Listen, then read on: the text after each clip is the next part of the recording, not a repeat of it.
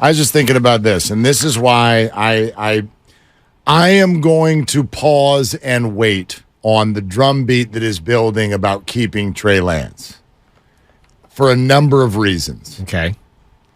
First of all, the 49ers are going to publicly say, we want Trey here because that's what you do. You support your guy and reasons. Okay. You make it look to the rest of the league like it's not like we have to get him out of here, right? So that's why they're going to say that, and I get where Peter's coming from. Like, the bottom line is Trey Lance is 2.5 years removed from being the number 3 overall pick in the draft, and he's only played 4 games. So you don't just give that person away. Unless, of course, you're motivated by, like, Trey is dying to get out of here and he's going to cause problems, and he doesn't seem like that kind of guy to me. I was thinking about it this way. Look at this. Giants had one of the craziest baseball games you'll ever see yesterday. Shohei Ohtani has a torn UCL and will not pitch this year or next, and may not really pitch more than maybe 3 or 4 seasons for the rest of his career. That's the word that I've kind of gotten. Wow. Meantime, I'm looking at something that just popped on the internet earlier today about how Dame Lillard will not speak on the Portland Trailblazers as a franchise. Yeah. And but also said he confirmed there was a trade request. He did not say there is.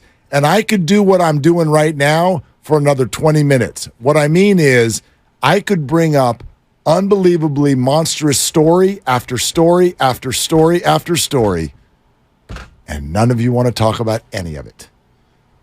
And that's why the 49ers can't keep Trey Lance. That's why.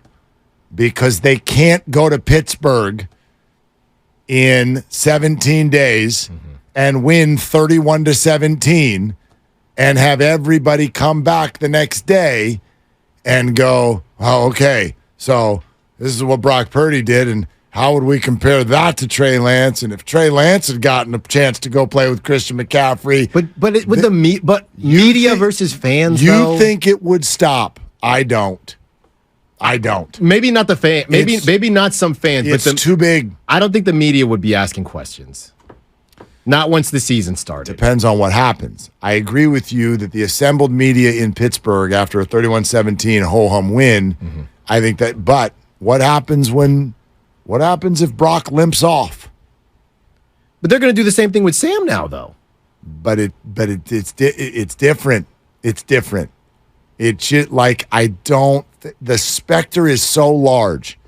And so I'm not saying they have to. What you're saying is you think they're more motivated. I think that they are more motivated than we're all letting on. Absolutely.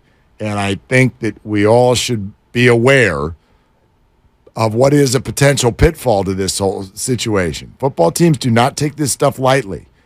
Like, this is, make no mistake. I hate using this word because it sounds dismissive of a human being. That's not how I mean it.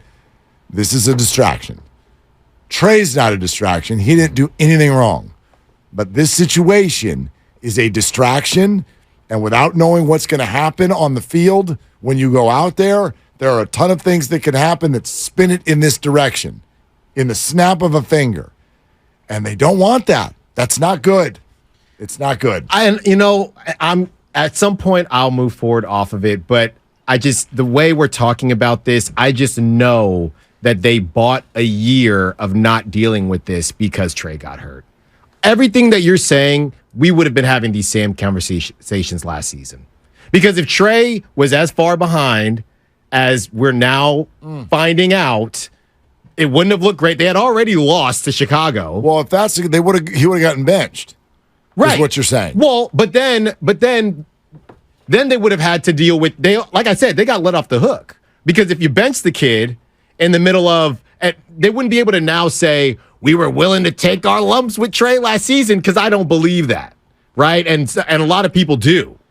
And when people say, we gave it to him in good faith, they did. They had no choice. They had no choice. But when people say, hey, Trey got his opportunity, he did. And they can hide behind it forever, and we'll never be able to prove it because Trey did get injured. But I'm telling you, Mark, it would have been the same thing last season.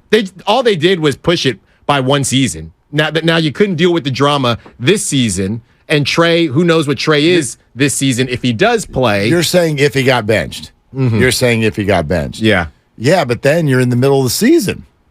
Again, we're starting the season here, though. I know, but we're not there yet. They haven't even gotten to cutdown day yet.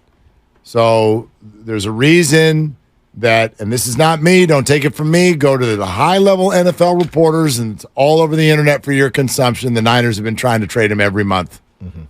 Every month of the offseason, they've been trying to trade him. There's a reason for that. It's not because nobody likes him.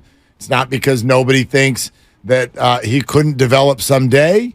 It's because football teams do not want chatter about people deep on the bench.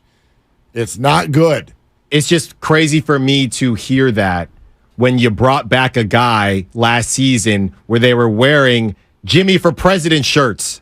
That guy that they got upset that Trey got to, run in, throw in that touchdown. Okay. You brought that guy back. So again, why would you welcome a distraction into your locker room? There is only one reason.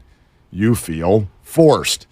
Every time the 49ers have made one of these decisions that people like to hang around their necks, if I had $1 for every person in the last 3 weeks who's called in and said, how can you go all in on him last year and then a year later he's not even your backup? How's that possible?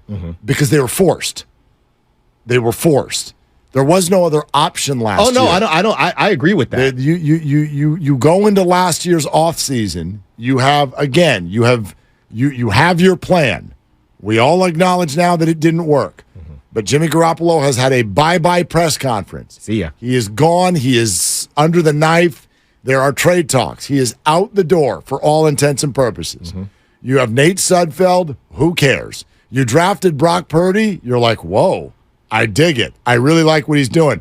But he's never played a football game. It would be ludicrous for us to name him the starter when Trey Lance is the number 3 overall pick from a year and a half earlier. It would be ludicrous to do that, even though if you read between the lines with what Kyle Shanahan said on the TK pod, he essentially said last year in training camp, Brock was better than Trey. But we couldn't do anything about it yet. And then furthermore, Trey goes out there during training camp. They're not liking what they see, so they bring back Jimmy Garoppolo because they don't want a season to just be given away. They are forced at every turn last year to make the decision they made.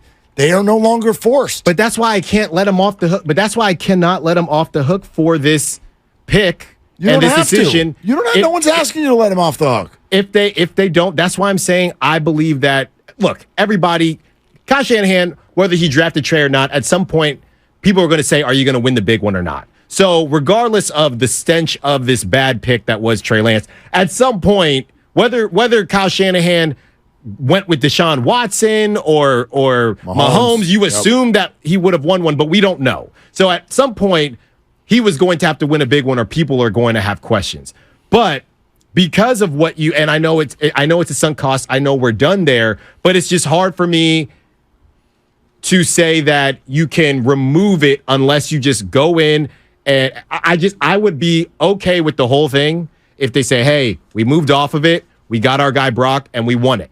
We made the right decision. If you don't win it, I'm not saying that it's still successful, but ultimately you still didn't get the goal. I get it. The goal was to get to the mountaintop. That's why you got rid of Jimmy. Yeah. So it doesn't matter that it didn't work out with Trey and it's quote unquote worked out with Brock. At some point, the goal was still to win the big one that you felt you couldn't win with Jimmy. That's what's wild. And that's actually where we started our conversation today, which is since they've drafted Trey Lance, playoffs included, they're 27-13.